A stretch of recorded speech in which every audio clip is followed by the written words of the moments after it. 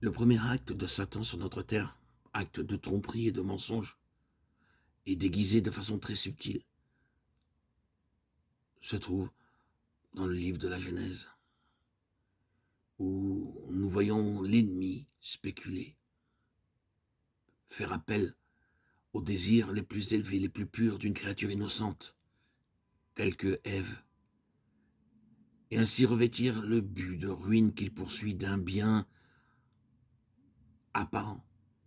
C'est le procès-verbal de son premier acte, son acte de cruauté, rapprocher la créature du Créateur,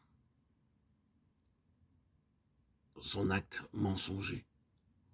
Nous voyons ainsi s'armer du désir qui pousse Ève vers Dieu pour l'éloigner de Dieu et faire d'elle sa captive, l'inverse des désirs et des aspirations de Ève. Il la trompe, c'est le père du mensonge. Nous voyons Satan se servir du bien pour amener le mal, suggérer le mal comme moyen d'obtenir un bien supposé.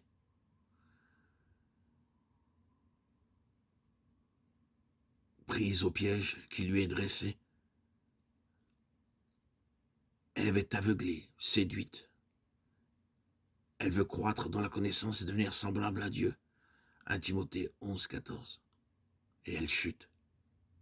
Nous voyons donc par là que bonté et pureté ne garantissent pas l'enfant de Dieu contre les ruses de l'ennemi. Pour séduire le monde et l'Église, pour les induire en erreur, le diable agit toujours à couvert. Il se part généralement de quelqu'un ou de quelque chose qui a la prétention de rapprocher de Dieu et du bien. Voyez ce qu'il dit à Ève, vous serez comme des dieux. Mais il se garde de lui dire, et comme des démons. Les anges et les hommes ne connurent le mal que lorsqu'ils furent tombés dans le mal, dans l'état de péché. Satan se garde de l'expliquer à Ève lorsqu'il ajoute « Vous connaîtrez le bien et le mal ». Son véritable but, le but qu'il poursuit en séduisant Ève, c'est de l'amener à désobéir à Dieu. Mais celui qu'il lui propose, c'est d'être comme Dieu. Si Ève avait raisonné, elle aurait vu que les suggestions du tentateur se détruisaient elles-mêmes. En somme, elle se ramenait à ceci, désobéir à Dieu, pour être davantage comme Dieu. Le récit du jardin ne nous laisse pas supposer l'existence d'une monarchie organisée, d'êtres spirituels mauvais. Il y est seulement question d'un serpent. Et Dieu s'adresse au serpent comme à un être intelligent qui vient de séduire la femme de propos délibérés. Dieu arrache le déguisement de Satan et prononce la sentence de condamnation sur l'auteur de la catastrophe qui vient de se produire. Une semence ou postérité de la femme brisera, écrasera la tête de l'être surnaturel qui avait pris la forme d'un serpent pour mener à bien son plan de destruction et de mort. Dès lors, le nom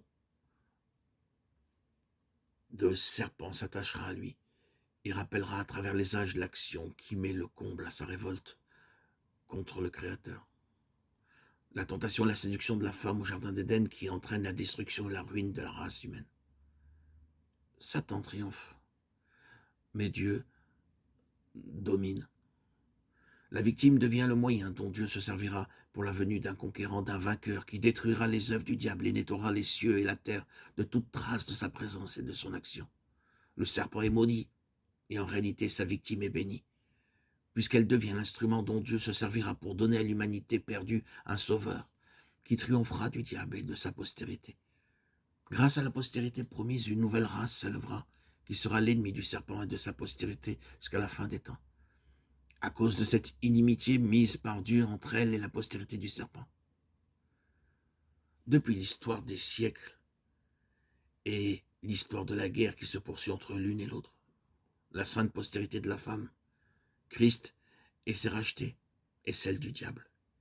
Guerre qui se poursuivra jusqu'à la fin des temps, jusqu'à ce que le diable soit enfin jeté dans les temps de feu.